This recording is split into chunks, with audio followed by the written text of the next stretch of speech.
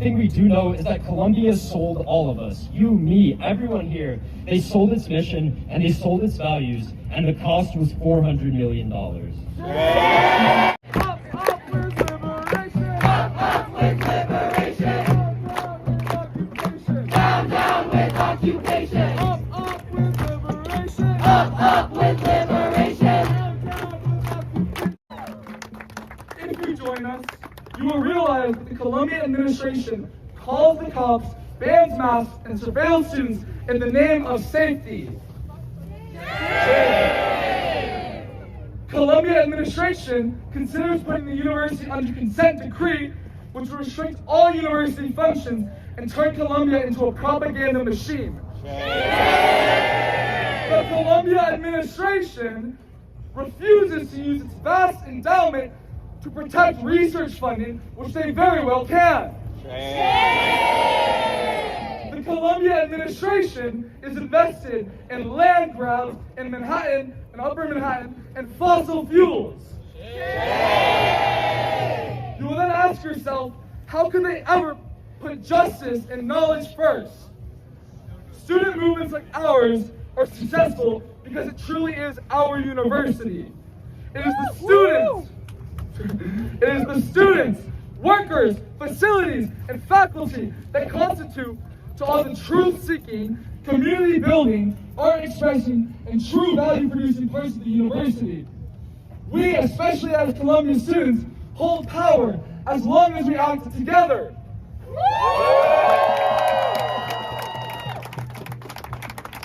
From the National Union of Students in Brazil pushing the Brazilian government to join the Allies instead of the Axis powers in the 40s, while gaining significant participation in the university administration.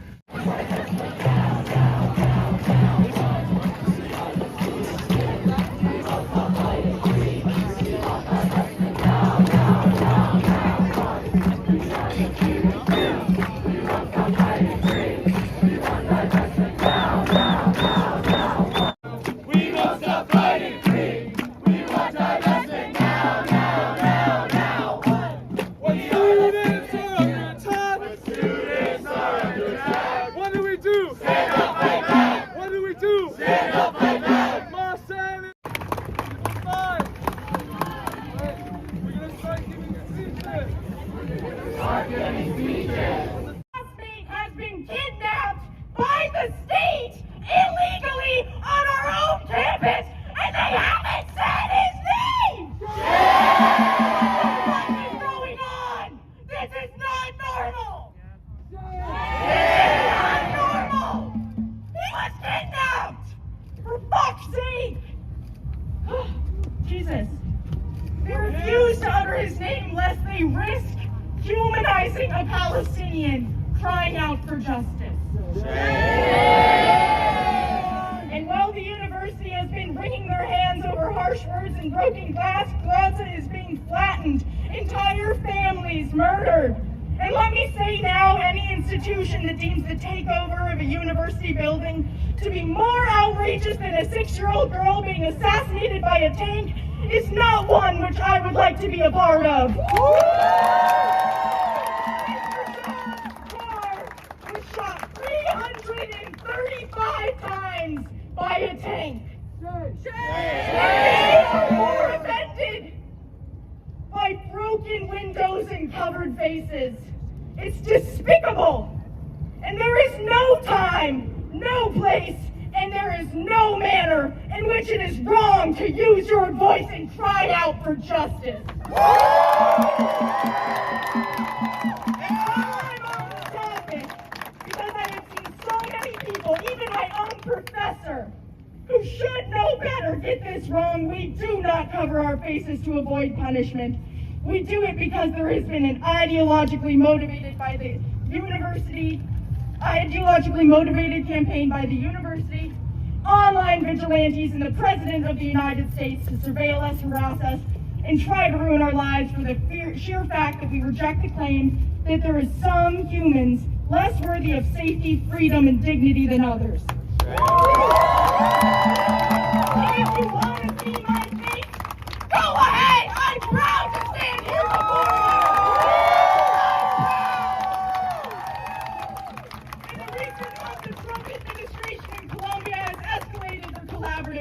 chill student speech, introducing new draconian measures aimed at scaring us, the dissident voices on their campus, into submission. The Board of Trustees, a group which includes at least 4 people directly involved in weapons manufacturing and surveillance technology,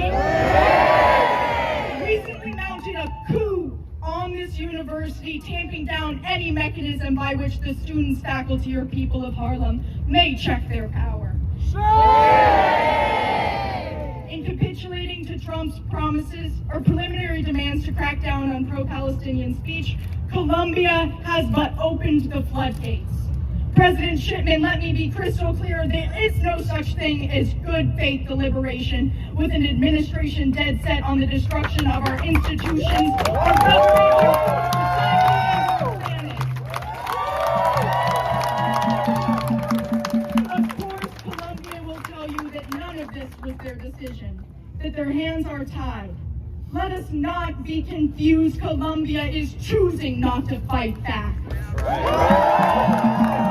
as they are choosing to invest our tuition dollars in genocide.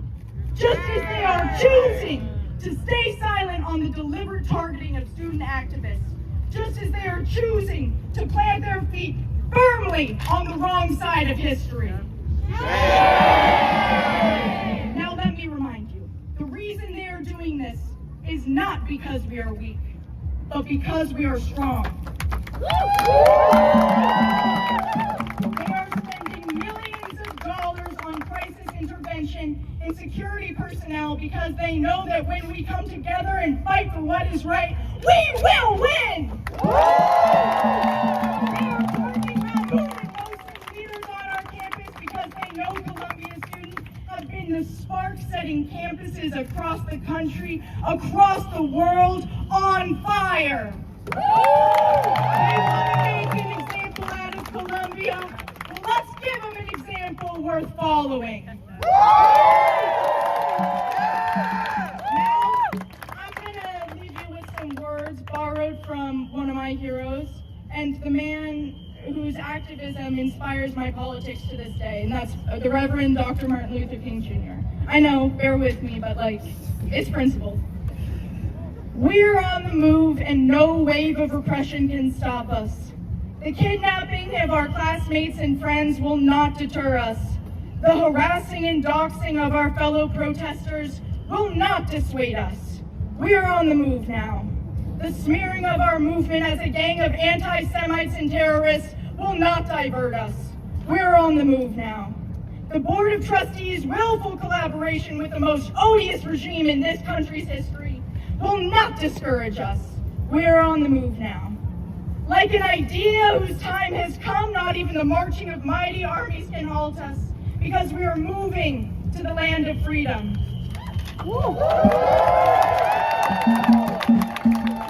I hear voices asking today, 1 year since this encampment, how long will this take? We're asking how long will prejudice, hubris, greed blind the visions of men? I come to say to you this afternoon, however difficult the moment, however frustrating the hour, it will not be long.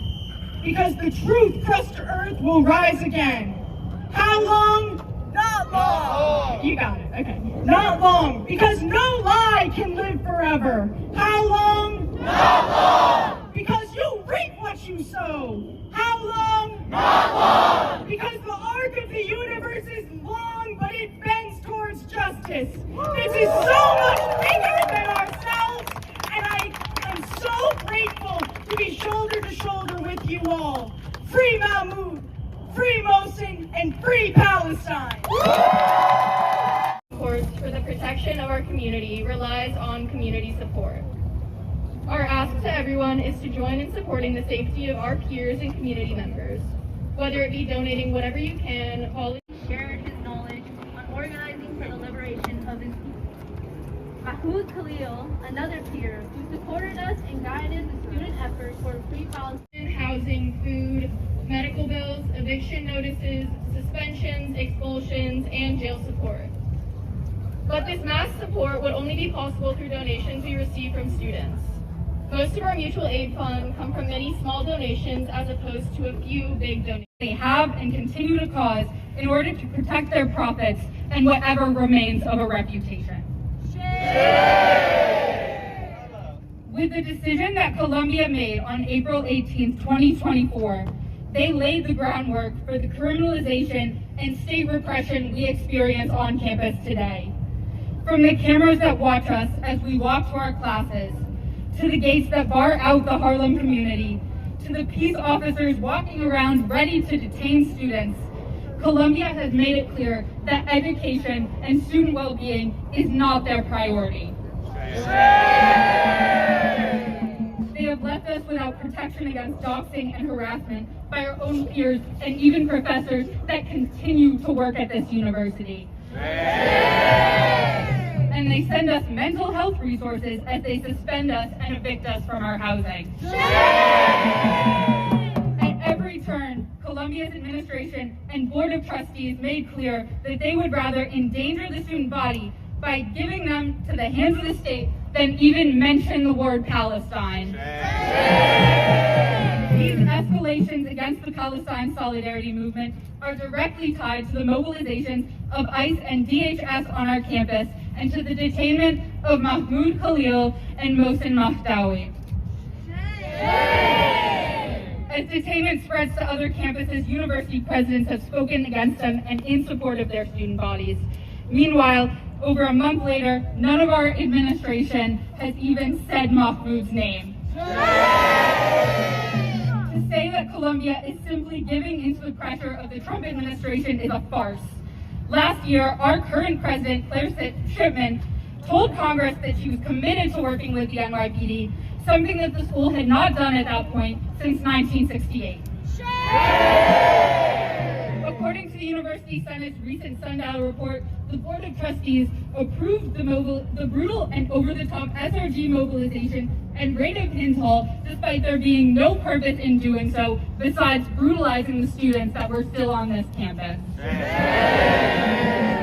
A trustee gave information about Mahmoud Khalil to the government, resulting in his detainment. And both Barnard and Columbia had handed over student disciplinary records to the House before Donald Trump was inaugurated. They have been willing and enthusiastic collaborators with the state in order to stop the power of the student movement.